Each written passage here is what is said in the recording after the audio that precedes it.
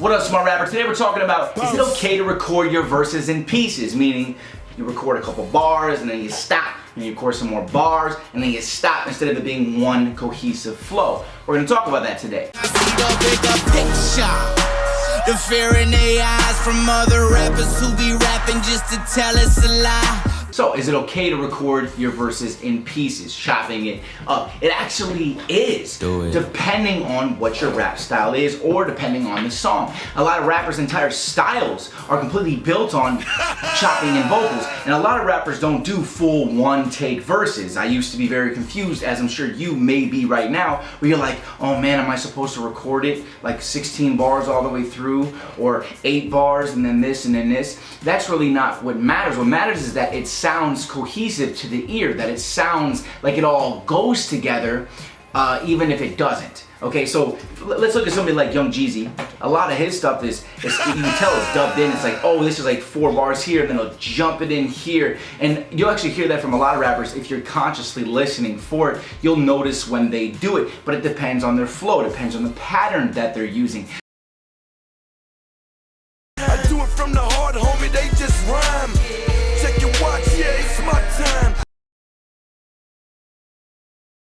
And when I get to hell, Lord knows I'm gon' fry. Woke up this morning, so I'm still alive. So it is okay to do it. Don't overthink it. It doesn't have to all flow together perfectly. And sometimes it'll even add a little bit more flavor to your style if it's chopped in. And if you do a combination of smooth flows and then chopping things in. Like for instance, J. Cole, a lot of them sound like they're like one full take.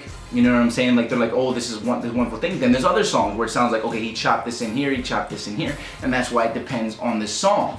I don't want you to make the same mistake that I made when I was first starting out.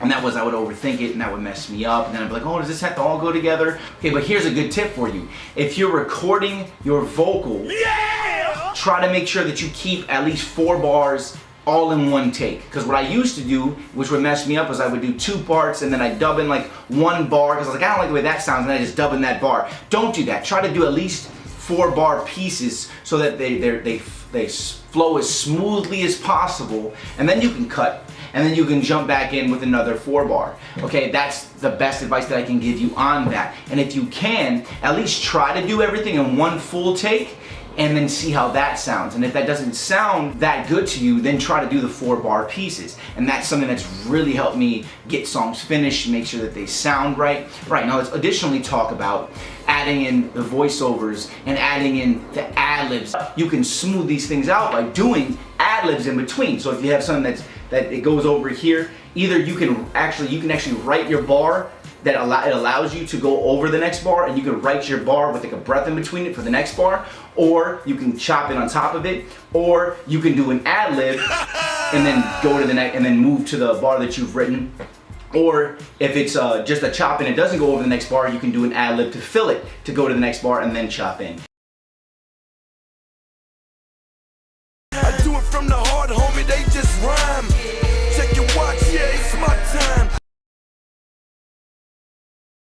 And when I get to hell, Lord knows I'm gon' fry. Woke up this morning, so I'm still alive. But yeah, there's like a lot of ways you can do it. It's all about being creative and finding what works for you. So yes, you can record in pieces, there's nothing wrong with it, but do try to make sure that it is at least 4 bars of cohesive flow as often as you possibly can.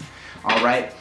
Today I'm going to give you the record label A&R's contacts list. It's over 50 pages, absolutely free. The sign up is going to be below for you. Hit me with a like, hit me with a subscribe. I'm releasing videos on a consistent basis. Check out smartrapper.com, and I'll see y'all next time. Here's some more videos.